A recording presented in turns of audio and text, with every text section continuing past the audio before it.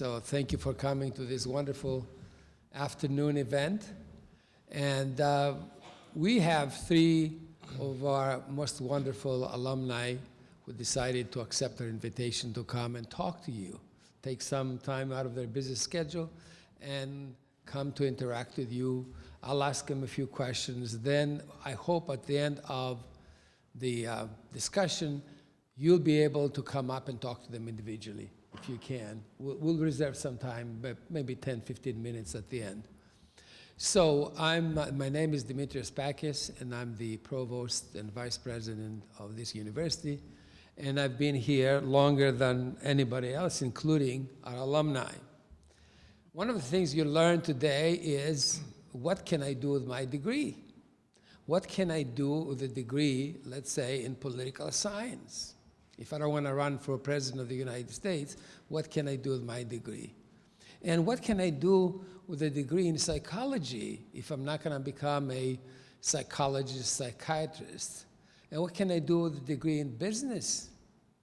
Okay, and you're going to find out the things that your professors tell you, that from the moment you graduate from college until that time that you somehow retire, whether it's the age of 65, 70, or 90, okay, you'll probably change so many different jobs. And you're going to find out from our distinguished alumni what it takes actually to do well in your professional career. So I'm so delighted to introduce to you Michael Edler, who is a graduate of the university in 1981, right there. And Janice Deskos, who graduated from Eastern in 1988, like you will, some of you next year or a couple of years from now. And then Frederick Hughes, who graduated in 1987. So these are distinguished alumni. And I want to tell you also, they were brought to the university today not only to address this group of students, but also they're recognized as distinguished fellows of the university. So it is a distinction that the university provides for a few of our alumni each year. So they are the class of 2016 fellows of the university. And it would be a mistake on my behalf not to recognize Mr. Hughes' wife, Ginny, who is also a graduate of the university sitting back there of 1987. So good things can happen to you. There are two things in life. One is your profession, and the other one is life. And good things can happen to you if you come to Eastern, okay, and stay here and you graduate. So what I'd like to do, I'm going to ask each one of them to give a little bit of just a brief background about their professional career. And I have just 4 or 5 questions to ask them later on. But in the process of talking about their career, they may cover a few things that I will also ask them to address, okay? So let me start with you, Michael. Just say a few things about your career. What happened? What is the trajectory of your life after Eastern? Sure. So first, thank you for having me, and thank you for being here. So I graduated in 1981. This was a very different place. I'm very envious of all of you. I mean, just sitting in this room alone, there weren't these kinds of facilities, there weren't these kind of opportunities. But there were a lot of tremendous opportunities, and I hope, and I assume they're all still here today, and I hope that you take advantage of some of them in the same way that I was able to. To me, the great thing about Eastern was that it gave me the opportunity, anything that I was really interested in, if I made an effort, I could go do.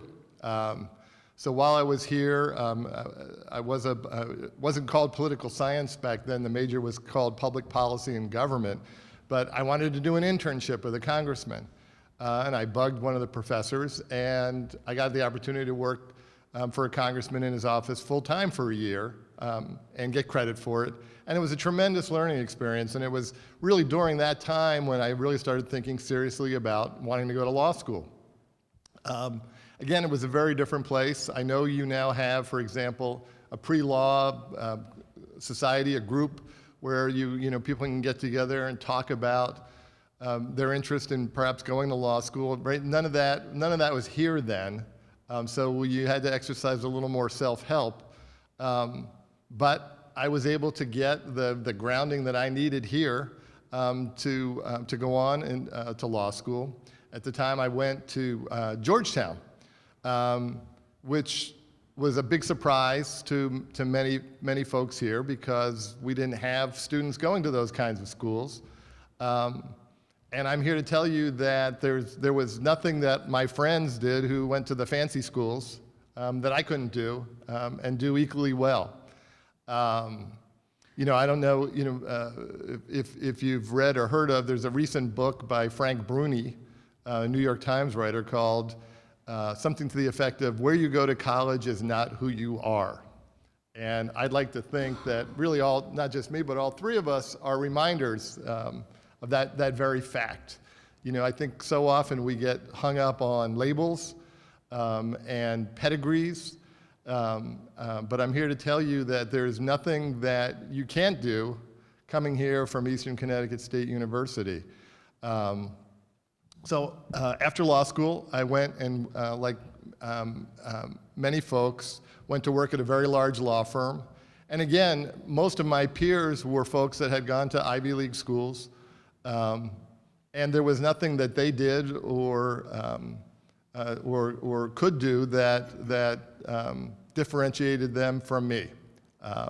Indeed, in many ways, I felt like I had a huge advantage both in law school and when I got out of work, out into the workforce, because being in a smaller school like this, there were lots of opportunities. There were opportunities to participate in class.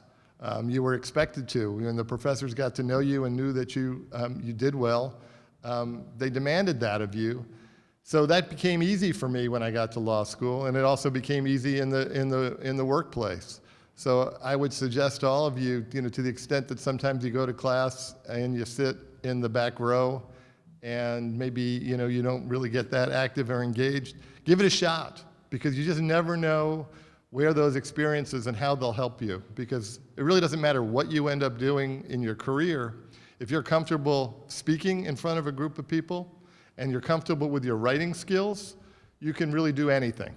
And so I would suggest that perhaps, it's easy a lot of times to shy away from those things, but don't. Push yourself, because, again, we're in a world, right, where things change so rapidly. But the one thing that doesn't change is people that are effective speakers and effective writers will always be in demand. And so I would suggest, to all of you to push yourselves in those ways. So I practiced at a large law firm, and then I went to the government for a period of time where I worked during what was this was supposed to only happen once, but it just happened again in more recent times. We had what was called the savings and loan crisis, where we had massive amount of bank failures in the late 80s and early 90s. And I got a tremendous opportunity to hopefully do a little bit of public good at the time. Since that time, I've worked I'm now back at a very large law firm. And again, I'm at a place, I joke about, I'm at a firm that today I could not walk in the door. I would not likely get an opportunity to interview there because of the selective nature of the firm. But I'm a reminder to everyone there that the fact that I didn't go to Harvard or Yale for my undergrad hasn't hurt me in any way. And I have the same ability to perform and do the same things as my peers. And so again, I'd like to remind you of all of that. You have a lot of things here, and I'm amazed as I walk through the halls to see the various opportunities, the choices, the clubs. My daughter's a big Doctor Who fan, so I took a picture of a flyer for the Doctor Who club, and that's just all great stuff. So take advantage of it. You have tremendous opportunities here, and you really shouldn't feel like in any way that the fact that you're going to a smaller state college will hinder you in any fashion. The only thing that will hinder you is having that mindset and accepting that you're somehow or other unable to do things that some of your friends who may have gone to so-called fancier schools have gone on to do. So I guess that's all I have. I just, I can't tell you how wonderful it is to come back here and see this school and see how far it's come, and know that as a result of that, you all, through the efforts of our current administration and the administration and the professors that were there before them, have made to make this place what it is today. And I hope that you appreciate that, and I hope you take advantage of all those opportunities. So thanks for coming.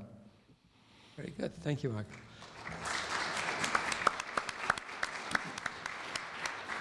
So how about you, Janice? Sure. So first of all, I want to thank Eastern and President Nunes and her staff for this recognition.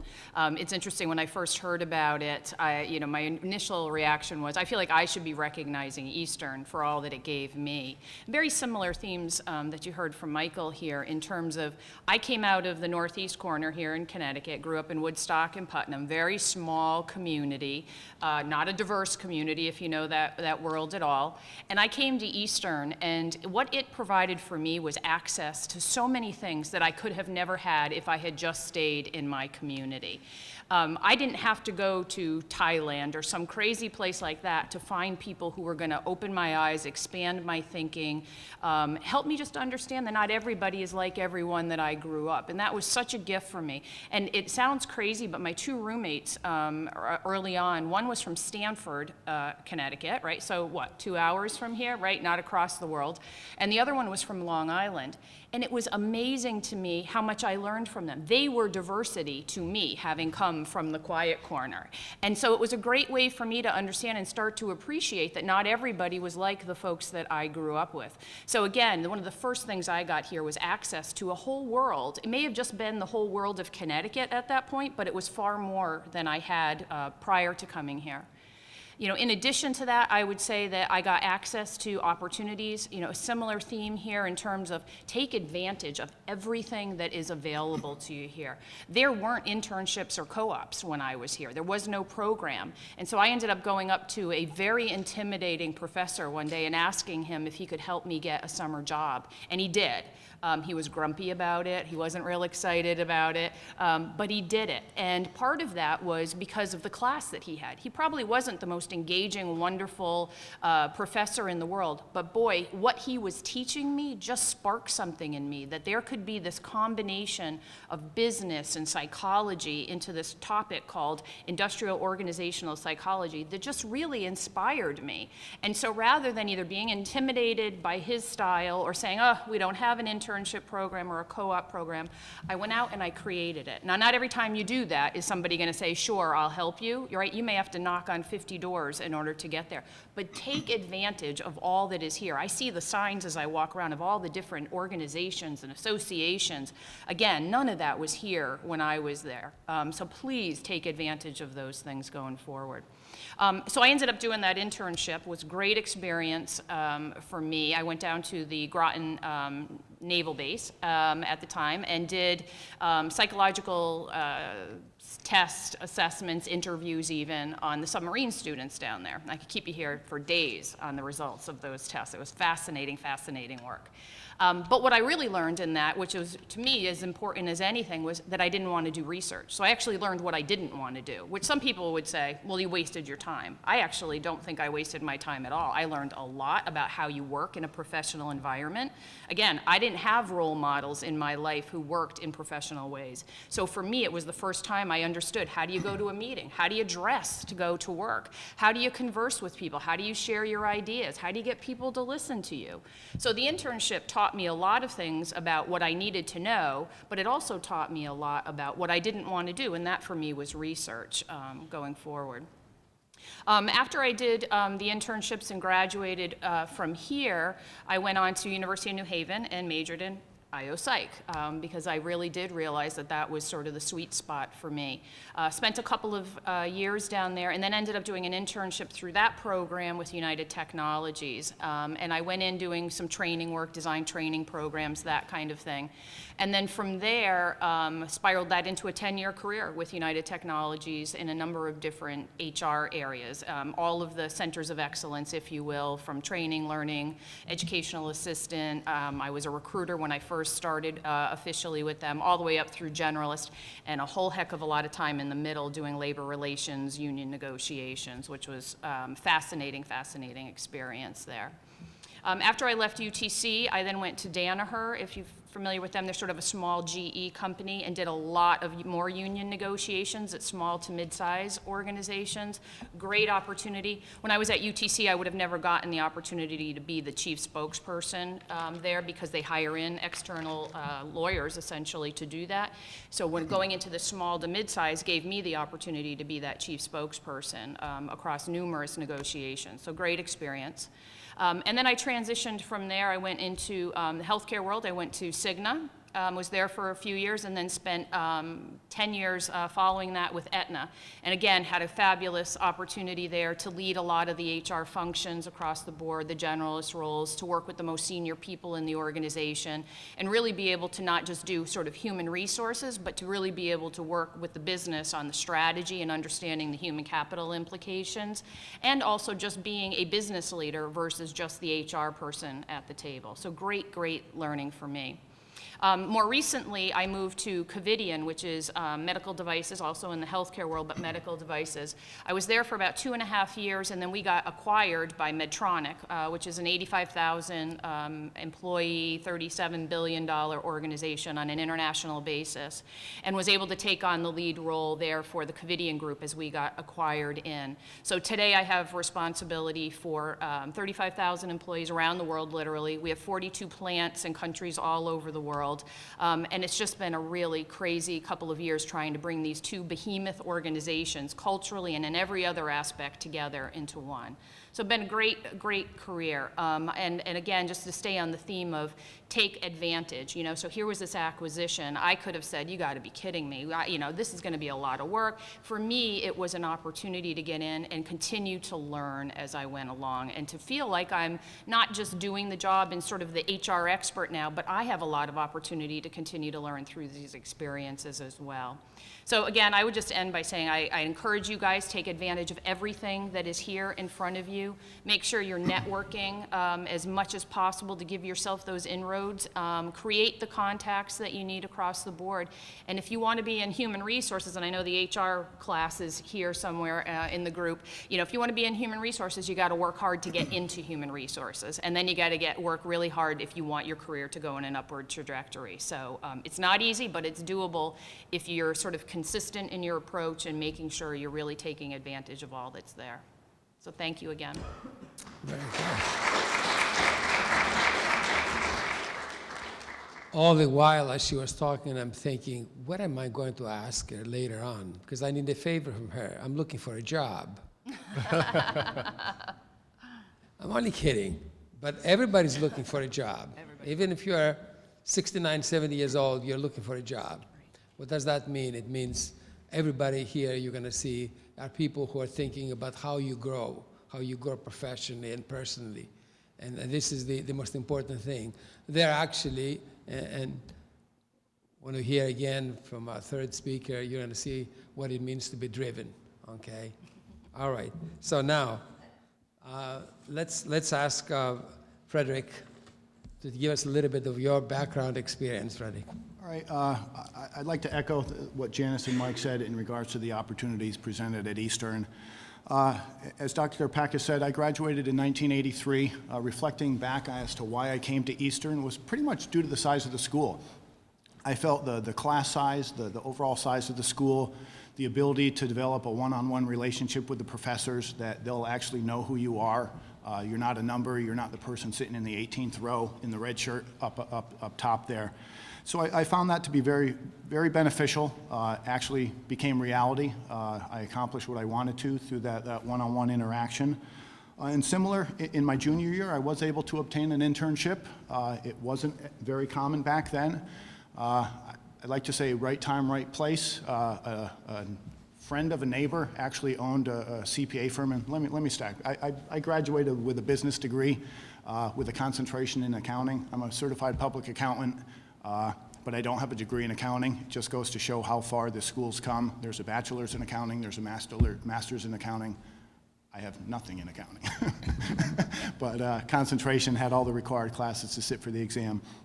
But a friend of a neighbor had a small 15, 20-person CPA firm, and he made an offer to come and join him for an internship. It was a couple days a week for a 4-month period, and that was probably the best experience I had. It allowed me to take what I've learned in school and practically apply it. It's almost the tagline that Eastern has now, liberal education practically applied. Being able to take all this knowledge that I had gained up to my junior year and apply it. And there's a couple funny stories that I presented to the Accounting Society, or a group of accounting students, earlier today.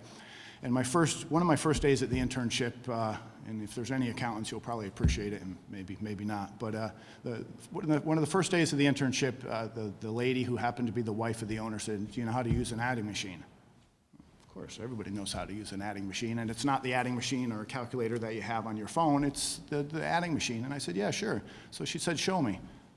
So I'm going, one finger, adding it. She goes, "No, you're not going to be able to add numbers." And I guess, as funny as that may sound, as you go through life, there's lessons that you learn, things that you learn that you don't realize is going to be that important. And as small as that sounds, yeah. Am I using an adding machine that much? No. Now? No. But am I typing? Am I adding numbers in an Excel spreadsheet? Absolutely. So it's the little things like that. So as funny as that was, as confident as I was back then thinking I could do it, I was proven wrong. Another lesson that I learned from the internship, I remember one day I showed up and one of the other partners said, "Oh, you're coming along with me today." Here I am, a junior, very intimidated person right now, and now I'm riding with the owner of the CPA firm. And once again, that was eye-opening. I think that was the time that I realized that accounting wasn't all about numbers. It was the social aspect. I mean, I saw how he interacted with the clients, how he explained the numbers, so he developed a relationship with them, but he was able to explain it in a fashion that they understood. So I thought that was eye-opening from my standpoint as well. So I started in '83, graduated in '87, once again with a business degree, concentration in accounting. I eventually passed the CPA exam. The first time I took it was in November.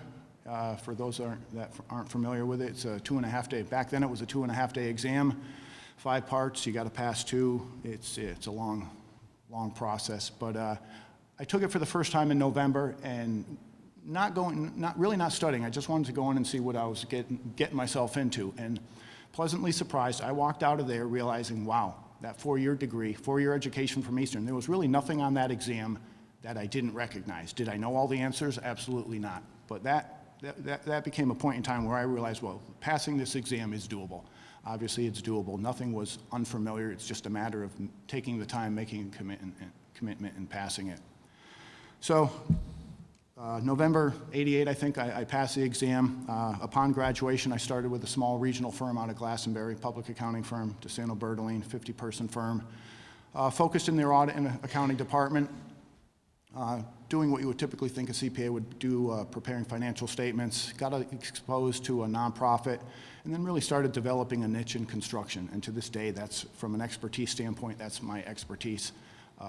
I joke with some of my fellow partners, I'm not quite sure how I got into construction because I have no mechanical ability. I'm great in demolition, but I can't build anything. So how I got to where I am in regards to that industry niche, I'm still not quite sure. So I spent 10 years at DeSano Bertolini. An opportunity presented itself at Bloom Shapiro. Bloom Shapiro is the largest regional accounting firm based in New England. We're about 400 people, offices in Connecticut, Rhode Island, and Greater Boston. So I came over in '97 as a manager, became partner in '99, and really continued to develop my construction expertise. Working with what I had learned at DeSano, I developed our construction higher ed practice, working with universities, colleges and universities to help monitor and maintain their construction projects. Connecticut State University System is one of my clients, so if anyone's interested in the costs associated with the Fine Arts Building, you can come and talk to me on that. So I think it's really enabled me to I like to say somewhat, the education that I got at Eastern enabled me to somewhat come out of my comfort zone, because the things that I'm doing now really aren't what you think a typical accountant would do. It's more of a consulting nature from a construction standpoint. But it's the well-roundedness, the liberal arts education that I got at Eastern that I think helped me with my communication skills, my social skills, and just gave me the well-roundedness that I need to be able to interact with the clients and my partners on a day-to-day basis. Wonderful. Now, all three of you talked about the opportunities that you had, internships. Some of them you went seeking them on your own, and sometimes others recommend them to you. But can you think of a person or a situation here on our campus that made a difference in maybe charting your own way of thinking about yourself as much as about higher education? How about you, Michael? Yeah, so I think that's actually, it's an easy one for me. And my guess is some of you fall into this category. I was the kind of kid that I did well in high school, but I didn't really do any work. And so I came here without a lot of study skills, without a lot of good habits. And my freshman year, I took a sociology class. Not because I thought I was going to be a sociology major, but it just seemed interesting, and it filled, I could check a box by taking that class. And a professor, I know she passed away years ago, Jean Thoresen, and she was just a brilliant, brilliant woman. And for reasons I still to this day don't know or understand, she decided that she was going to make my life miserable. And she wasn't going to accept anything other than excellence from me. And it was quite a wake-up call, because all of a sudden I realized that in order to do well, I actually had to put some effort in, and that I had somebody demanding that and having that expectation of me, and learning that I could do that I had that capacity, and all I needed was perhaps a little prodding. And really, as a result of that effort, again, it was a class that I wasn't necessarily that interested in.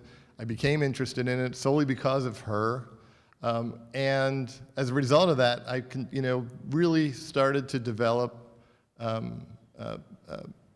skills and habits that really changed things for me here. And it was all as a result of that one professor. She would have me in her office a lot, and we would just talk about whatever. And I would suggest to all of you that if you haven't developed a relationship with at least one of your professors where you're comfortable walking into their office, because I know they would love to see you, but if you haven't done that yet, go do it, because you will find that as much as you learn in one of these classrooms, you'll learn an awful lot more from your conversations with them outside of the classroom, not only about the subject matter, but about life. This idea that there's a straight career path. I joke, I'm still trying to figure out what it is that I want to do. It's a never-ending process. And having those kinds of people around who really are interested and will take a real interest in you makes a huge difference. I was so excited today to learn that Father Larry is still here. Now, he was very young when I was here. I joke that I'm a born-again atheist, but I used to go to his services on Sunday nights because I just found, it was incredibly inspiring to listen to him talk and listen to his views on life and learning about perhaps from a very different perspective, but having it resonate in a way. And so in that same way, there's this tremendous resource to to latch hold of. And I would again stress to all of you that if you haven't taken that opportunity, if you haven't made that effort, really do, and you'll just be amazed what you'll get back in return. So for me, there was a professor of women's studies that retired not too long ago, I guess, Anne Marie Orza. And I took a women's studies class. I'd never taken a class like that. Didn't even really understand probably what the class was going to be about. And the topic was just fascinating to me, just really opened my eyes to so many things that I had never thought about, never really understood about the history of our gender, if you will, and how our gender is considered in the world. So it was really eye-opening from sort of a subject-topic perspective unto itself. But I gotta say, what I really learned from her is a skill that I have used and I use today in the job that I have, and that is really critical thinking.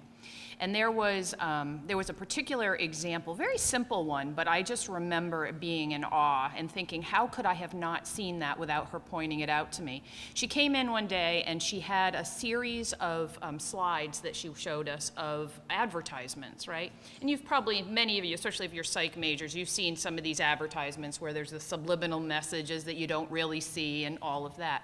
Well, I'd never heard about that, quite frankly. And so the ads were up there, and she was asking the class, what do you see? And we said, oh, a lady selling a car, or whatever the obvious was. And then she kind of helped us to sort of see a little bit beyond just the obvious into that. And I just remember almost feeling like I was in a magic show, or there was something happening here. Like, how does she see that? But none of us saw it until she was able to show us and kind of teach us to look beyond sort of that facade that was there, that superficial layer, to what really is behind it. And then what is the meaning of all that? Like, why is that there? And why are women represented that way? Or why are the products represented the way they are? Why are men represented the way they are, et cetera? And so for me, that was the real lesson, was just making sure, don't just accept what's in front of you. Understand what are the questions you need to ask. How do you explore? How do you get behind that facade to see what's really there? And I'll tell you, in the job that I'm in today in particular, where probably 90% of what I do is make decisions, I have people, staff who come in and they have developed programs or processes or recommendations. And my job is to be able to evaluate that and understand it through the lens of the enterprise that I'm representing, the larger organization, and what our strategy and goals are. And so I haven't had the luxury of doing all the research that my staff member has done and all the background and context that they've had.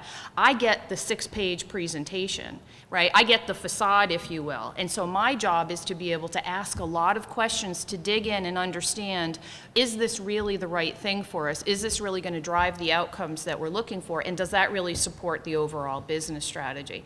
And quite frankly, that started back in Anne Marie's class. And I haven't seen her since then, but boy, one of these days I need to write her a letter or something, because I don't think a lot of times that professors fully understand the impact and how long that can carry with somebody.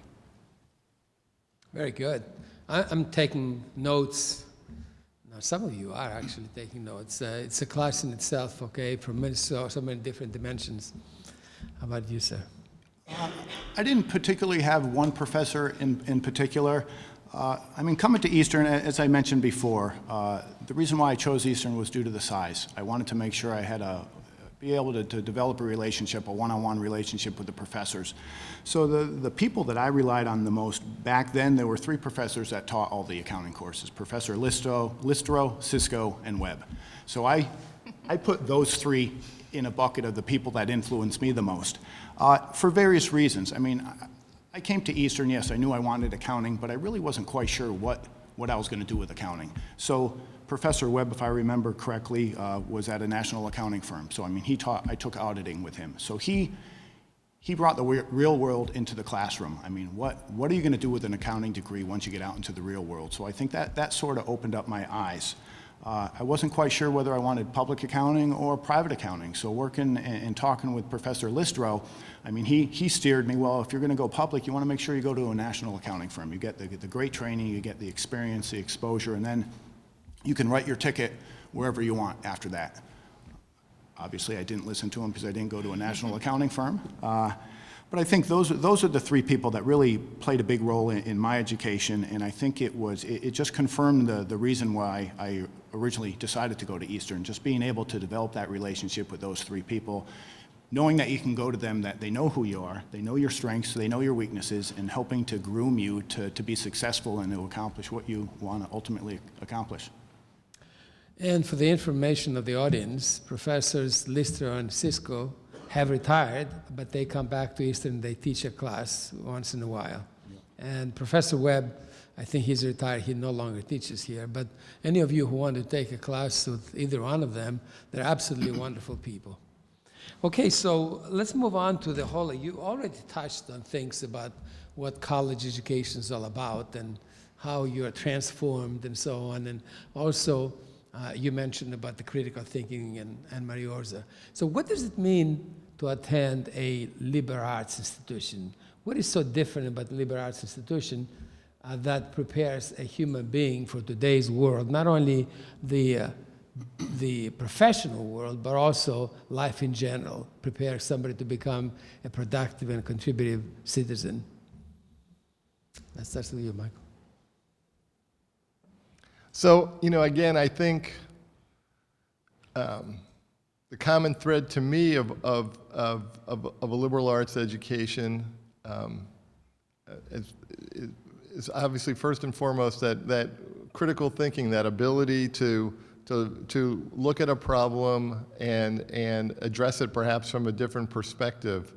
But from a more practical perspective, again, I think any classes, and it really was all of my classes, that forced me to write, and in addition, the classes that forced me to speak were just had a huge impact on me, because again, this is not, you don't need to be a lawyer to do public speaking. So many jobs, even if it's a group of 6 or 8 or 10 people sitting in a conference room, are going to require you at some point to be comfortable and confident. And I'm constantly amazed, even in the practice of law, where you would think, and not only the practice of law, but the work that we do at my firm is all trial law. So you would think about, okay, here's somebody who's going to be standing up in front of a court. Of course, they're going to be comfortable speaking. And it's amazing to me the number of people that aren't. And largely is because they haven't done it before. And so anything that forces you, whether it's a small seminar where you're asked to speak on a regular basis, I remember taking a drama course. Again, I didn't really have any particular interest in the arts more broadly, but it was a great opportunity because it forced me, I wasn't somebody that would have been naturally comfortable doing that, forced me to stand up in front of a group as we would do small performances in this class. If you can push yourself, again, it doesn't really matter what you do, it's going to be a huge, huge benefit to you. And again, that's as a result of a liberal arts education. And again, the other thing I just can't stress enough, which again is a function of a liberal arts education, is writing. It's just astounding to me, even again in the practice of law, how many really bad writers there are that don't know how to write a piece of effective advocacy. And there's just no excuse for that. And you have, again, tremendous opportunities here across the liberal arts curriculum to push yourself. I know a lot of times, that it's daunting, right? Oh, I really want to take that course, I have to write a paper. And I understand that, but I would suggest to you that it will pay off in multiples if you do push yourself to do that. Because once you've done it, then the next time becomes a little bit easier, and the time after that becomes a little easier again. So when I first got out of law school, so this is long before the internet, and where today I very rarely look at a book. Everything is done, all my research, right, would be done online. But when I first got out of school, we would still have to go to a law library. And quite often, I would go back and use the law library at Georgetown because I was familiar with it and I knew where stuff was. And I used to laugh because I would hear the law students saying, oh my goodness, we have to write this 10-page paper and it's due in 2 weeks. And I thought to myself, well, wait till they start working when they have to write that 10-page paper and it's due the next morning. The only way you get better at these things is to have done them multiple times. So my son's a senior in high school, so we've been doing a lot of the college tours. And we were at one particular school where a good friend of mine's son was a student there, and so he was taking us around and introducing us to various friends. And all of them at some point said, well, I'm a major in this, but I've decided not to. They had a particular, I don't know if they called it an honors major. They had some additional classification there that required them to write some additional senior thesis. And almost invariably, each one of them said, I was going to do it, and then I said, it's just a little too much work. And that was a little depressing to me because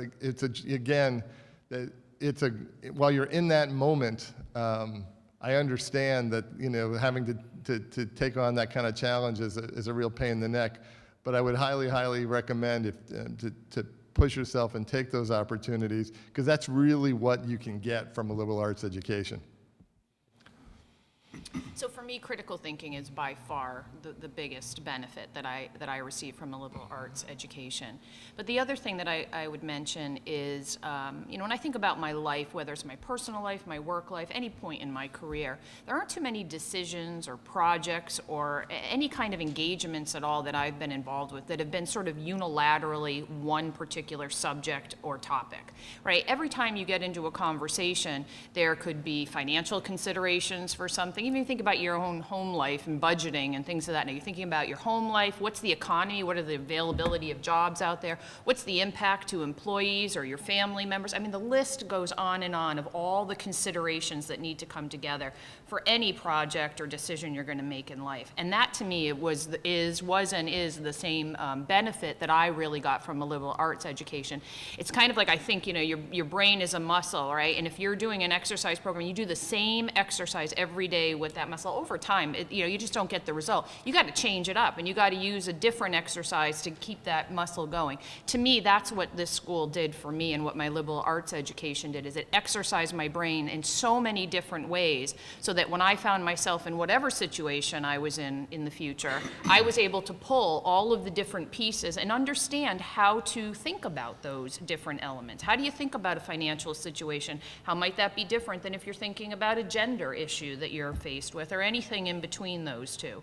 So for me, again, it was just really exercising that brain, and I've continued to have to do that my whole life. I haven't actually had to make a conscious effort, because the world demands that. And you think about the internet and the information that's available there today, it demands even more of that than certainly when any of us, I think, were in undergrad. So that has been a huge help for me in terms of positioning me to make the best decisions. And really, I think just manage life and everything that comes at you through multiple lenses instead of just one sort of lens that may not give you the full view of where you need to head. It's tough going last here. I with all know. these Yeah, I know, responses. but I'd like to say what they said, but yeah. I think I step back. Critical thinking demands that you come up with something. Yeah, let's put this liberal education There to. you go. I think it creates a well-rounded individual. I mean, you're able to communicate, critical thinking. I tell people that work with people graduating out of school and starting at Bloom Shapiro, I mean, you need to be able to step back. Yes, we as accountants, we tend to get tunnel vision and you get bogged down into the details, but you need to be able to step back, assess the situation, and determine if you're approaching it in the right fashion. I always say when you're assigned a new task, whether it's at work, whether it's at school, you need to understand what you have to do, but you need to step back and understand why you're doing it. Because just because someone explained it, you go from point A to point B to point C, the ultimate goal is to go from A to C. Yeah, you can do that because you know exactly what you need to do. But if you have the ability, the well-roundedness to step back and say, well, wait a second, if our goal is to go from A to C, do we really need to go to B? Can we go halfway to B? So to be able to somewhat think on your feet, think critically, and I think the other benefit is just the overall communication. If anybody has heard me speak before, and I know my HR department cringes every time I say that, grades are important. Me personally, I think communication is even more important. I mean, from an accounting standpoint, you can go out to a client and you got straight A's in school and you know exactly what you need to get from the client. But unless you're able to communicate in such a way that they understand what you're looking for and why you need it, it really doesn't matter that you knew what you needed unless you can communicate in that fashion. So I think being exposed to a liberal arts education, yes, you have the great courses in your core major, but to have the ability to take the sociology, the psychology, the abnormal psych, the drama, I never did take a drama class, but to just have that well-roundedness, I just think it gives you the foundation to build on and continue that building throughout the rest of your life. Very good. Now, I've got two questions. I'm going to combine them, okay, just because we want to mindful of the time. Every single student worries about what am I going to do after I graduate? What are the opportunities? What are the challenges? But more importantly, you already gave a few pieces of advice to the students. If they haven't picked them up, I don't want to repeat them, okay? But there are several things that you mentioned, that all of you mentioned. But specifically, what kind of advice would you give to the students? What sort of challenges do they face as they graduate? And what is the core advice you'd like to give them so that they just feel not confident enough, but actually it's something doable for them? That is, you are here, and I would imagine if they haven't dreamt this, if I were in their shoes, I would be dreaming that 25 years, 20 years, 30 years down the road, I'd like to come back to Eastern and be able to share some of my experiences. I think that's what I want them to do. I want them to put themselves in your shoes.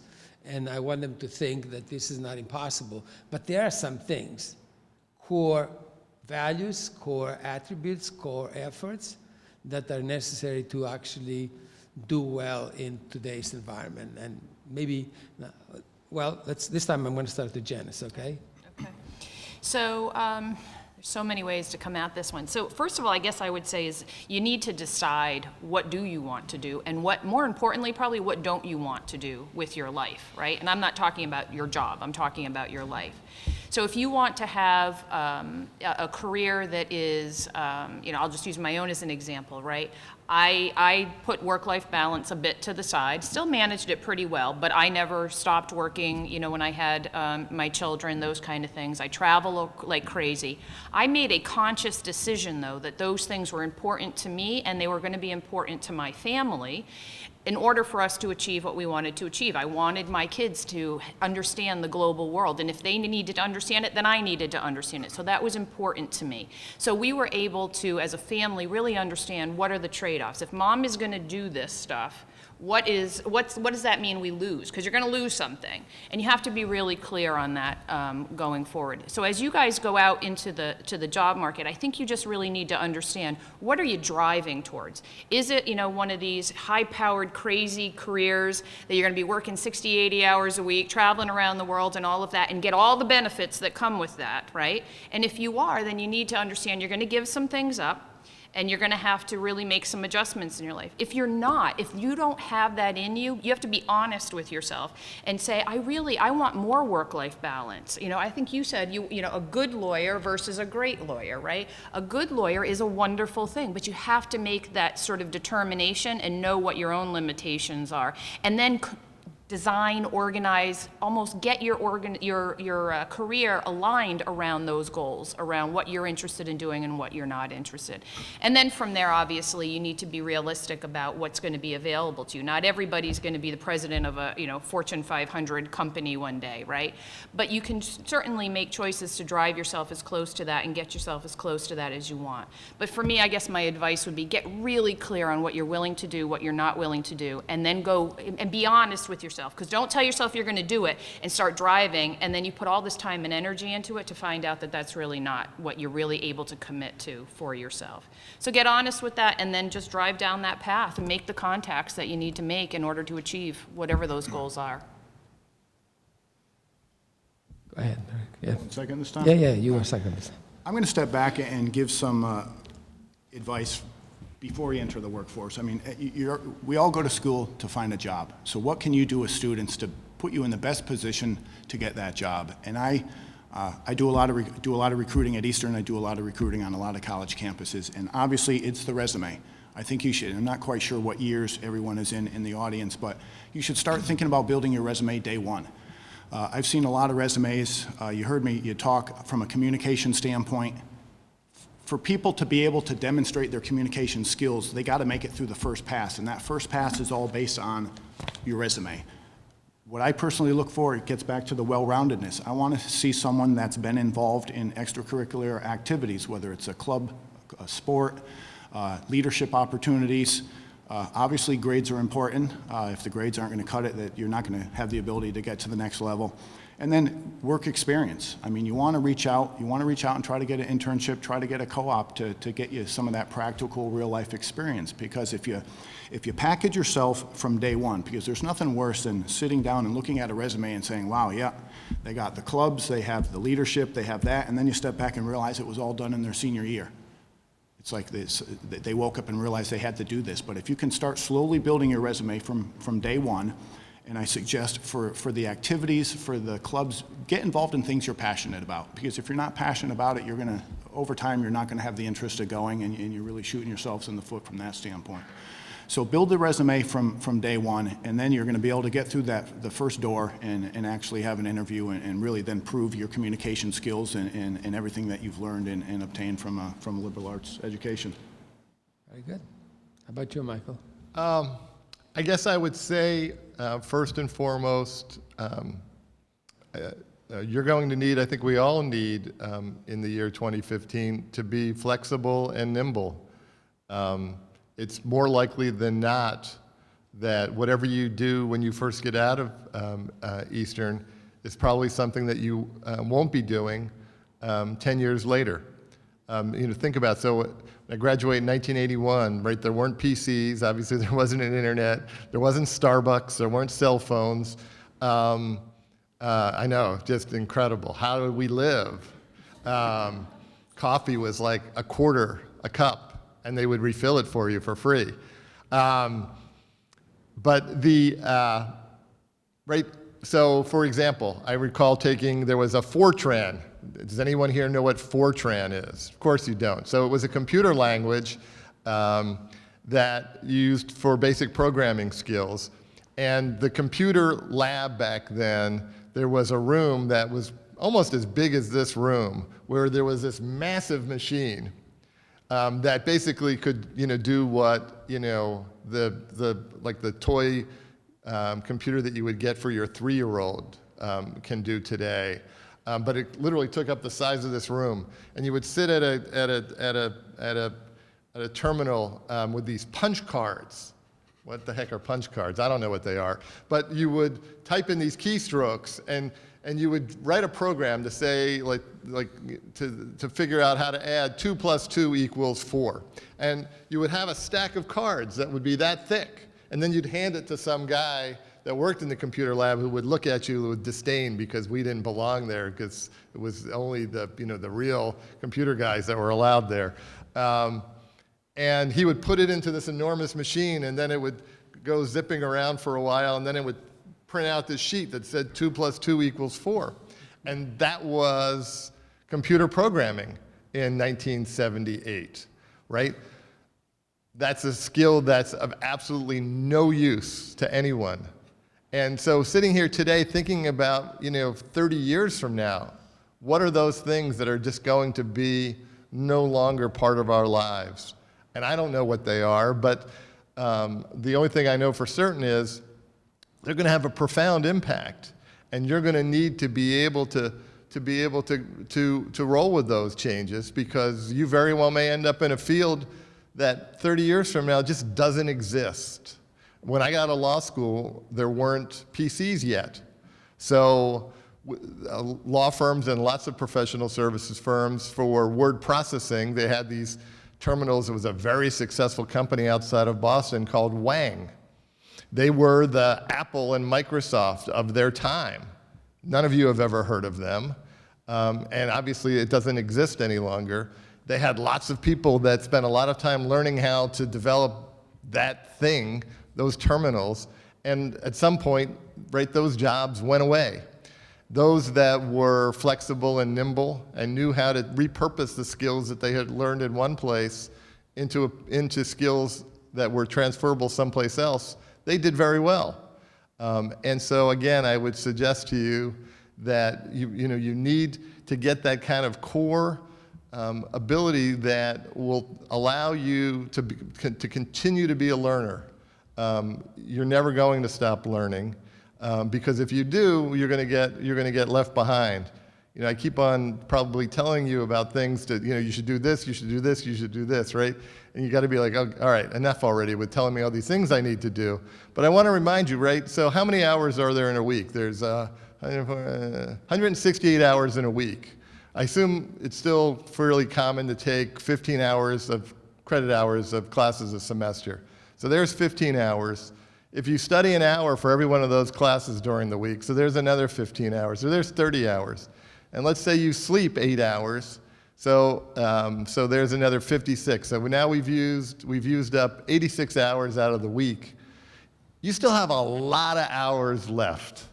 And how you fill up those hours is really up to you. And you really can do everything. You can seek out internships. You can get involved in clubs. I mean, you can do extracurricular things like be an RA. When I was here, I played in a band. I spent as much time at Blarney's, and IG's doesn't exist anymore, but that was the other place we would go to. I was an RA. I was a teacher's assistant. I did lots and lots of stuff. And you can do all those things if you're willing to plan out your time and plan out your day.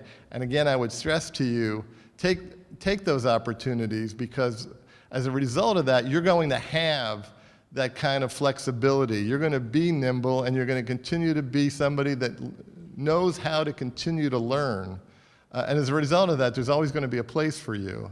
Unfortunately, we have a lot of people in this country today that the world in many ways has passed them by because they don't have that ability. We used to be a country where we did a lot of things where brawn was important.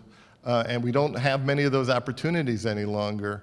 And our ability to think and our ability to learn is what makes the difference between people who are successful and those who aren't. So I would say first and foremost that ability to be flexible and continue that learning process. I'm 56 years old. And in many ways, in the practice of law, I still think of myself as very young, because every day we encounter something new and something different, and you just can't always rely on what you did before and what you learned before. So that would be, I think, to me, the most critical aspect of how you think about your job future. Thank you very much. I just need to say a couple of things, because I had a wonderful conversation with Janice before about what does it take, in terms of the personal character that you want to create. You see, you can tell, I think Janice says, you can tell a student who is going to be successful. And it is that consistency. That is, I'm not doing extremely well today, and then I fall back the rest of the week. And that curiosity to learn, constantly learn, what is this, and so on, instead of sitting back and say, I challenge you, professor, try to teach me to learn something, okay? I think that curiosity and the what did you call it? The fire in the belly, okay? Fire in the If belly. you can actually figure it out, what that fire in the belly is, what does it mean? What do you want to be? And I think coming from Janice with her psychology training and her experience in the workplace, interacting with so many different people at so many different levels, it tells me that this is real. And out there, she says, I wish I could find a magical way to say she's got the fire in the belly, okay? And I think if you really think about that, and that exemplifies in my mind all three of them. They did not become successful in their own fields, but just by chance. It isn't because they were born at the right place, the right family, all the resources that are called the social capital today. They had the fire in the belly that allowed them to build on their own all these connections and really chart their future. So I want to stop right here, and they can ask a couple questions, or we can break up and have them come up and talk to you individually. Yes, 2 questions. Anybody here? Who's got brave enough to ask a question? Let me see. Let me see. No, you're not brave enough? There he is. It's a little off topic, but I'm just curious. Do you guys have any, like, especially fond memories of your time on campus, just socially with friends? Like, feel free, like, to. Mention Blarney's. Yeah, Blarney's. That's That the was first nice. thing that comes to my mind. This is being recorded, so. Yeah, oh, I mean, absolutely. For me, my roommates are still some of my best friends today. And one of my roommates actually married my cousin, right? So, I mean, it just like goes on and on and on kind of thing, exactly. But yeah, I mean, that to me, again, was learning about different people. So, we joke about Blarney's, but sitting around a table at Blarney's and learning about people and what their lives are like and how it's different than your life was, again, just so eye-opening. And I'm sure you all have that experience as you talk to folks as well. So yeah, I mean, we had great time, went to parties, did all the things I'm sure you guys are doing. Hopefully, maybe you're not doing all the same things we did. I don't know, maybe. The world's gotten a little better since that time. But yeah, so I mean, that was a great part of it. The sports were so much fun to go to the games, and we used to work out and just hang out, just sit around. I was in, do you guys call it low rise, or I don't know if that. Low rise, yeah, You it's still still okay? low, yeah. So I was in low rise, and we would just all hang out together and talk about the classes, make fun of the professors, do all the things that you do to build that. And again, those are relationships I still have today. Yeah, anything memorable? Something you're not ashamed to talk about. Yeah, I think there's a lot of things that I'm not, I was joking earlier, but not really joking. So, Dean Bedini was at school at the same time I was there. And he gets very nervous whenever he sees me because I think he's afraid that I'll start talking about stuff that we used to do. I mean, again, right, this is a wonderful place. I think, to me, the great thing about college that was so different than high school, right? In high school, we thought our friends were so important and we were so close to. And what you realize, right, is that when you're in a different situation where you're living with people and you're there 24/7 and you see people at their best and you see people at their worst, that you develop a very different relationship, right? And the ties and the bonds that are created as a result of that, I think you're going to find that the people that perhaps you were friends with in high school are more quick to slip away because you just don't have that kind of connection, that you create by, I don't know, do they still have 3 people in a room in Burnap and Crandall, right? I mean, when you have 3 people in one of those rooms, right, you get, regardless of whether you like each other or not, you get close really, really fast. I have so many wonderful memories. I mean, this was just a great, great place for me to be. And I used to just, literally just love walking across campus every day because there was always somebody that you knew, there was always somebody to hang out with, there was always somebody to chat with. And my sense is that while the school has grown and there's a lot more buildings and there's a lot more students here today, my sense just from walking around that hasn't changed, and I hope that's the case for you. But I think, and I also hope that becomes your experience, that you will develop ties to some folks. When I get done here today, I'm going to drive back home and I'm going to stop in West Hartford to go see one of my old buddies that we still talk pretty regularly. I played guitar in a band with him, and we still talk about guitars and pretty goofy stuff like that. But this is just a wonderful place to be. And the thing that's really shocking to me as I come back here, right, is that Willimantic obviously has it's a little rough around the edges. But what I get a kick out of coming back here now as I walk down some of the side streets, like I don't remember there were all these cool old Victorian houses here, right? Because that's not something that's really, you know, you're 18, 19 years old, you're probably not really focused on. But it is a pretty neat place. And there's a lot of great history here. You know, and just enjoy your time here. Like I said before, as we thought about the number of hours in the week, there's enough hours to do everything. There's enough hours to be a great student. There's enough hours to be involved in extracurriculars. And there's enough hours to go out and have fun. It's just a matter of making certain that you know when to turn on and turn off. Unfortunately, I had a lot of good friends that, you know, that I wasn't any smarter than, but for whatever reason, they had a hard time, and I'm sure you all know those people as well, that just have a hard time sort of turning on and turning off. Thursday becomes Friday, Friday becomes Saturday, Saturday becomes Sunday, and all of a sudden, the good part of the week is gone, and it's been all focused on the fun side of college, and not necessarily on the academic side.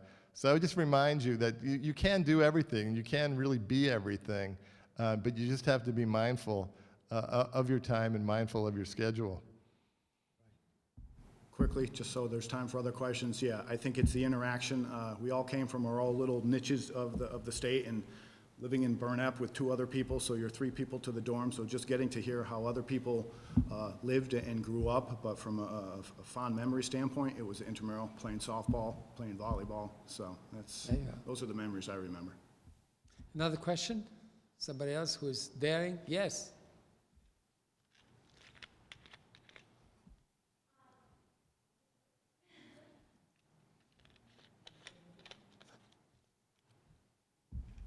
Okay.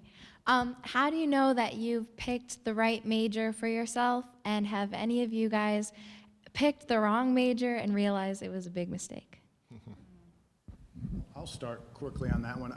It's funny, when I go on campus and interview, I always ask people, this morning I said, well, did you know you wanted accounting when you first started? I think the majority end up changing. I don't know the specific statistics, but I mean, most people don't start in the major that they finish in.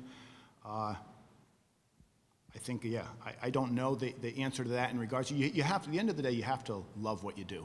So, I mean, if you're not enjoying it, if you're not enjoying the classes or the topics that's being discussed, then I think you need to step back, because, yeah, it's a job, but upon graduation, you're going to get a job. You have to enjoy what you do. So you got to step back. And I think one of the benefits of being in a liberal arts college is you have so many opportunities to get exposure to different areas and different potential majors, so you're in a better position to make that decision.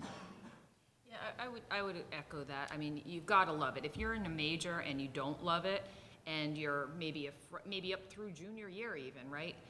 Then I'd say switch. Just switch at that point. If you don't love it, because it's not going to get any better once you move into a career in whatever that topic is. If you're a senior, though, when you have that realization, I'd say stick it out, right? Get the degree, and what I tell my kids is there's always graduate school. You can be a psychology major, an accounting major, whatever for undergrad, and you can go on to graduate school and switch completely to something else and try out something different for yourself. So don't feel locked in, I would say. And even for me in HR, I mean, whether I was a psych major or a business major, I mean, the list goes on and what you could be to get a path into HR. As long as you really enjoy it and love it, you'll find your way through to what you need to be doing. Yeah, I don't really know how to answer that, because I think, as I said earlier, I'm, in many ways still trying to figure out what it is that I want to do. The only thing I know for certain is I'm still waiting to do my junior year abroad, which I missed out on. And if you have that opportunity, I would highly, highly recommend it. Well, time is 10 minutes after 3, and I want to thank every single one of you for coming, and in particular, I want to thank our presenters here. It's a real privilege to have you on our campus. Thank you.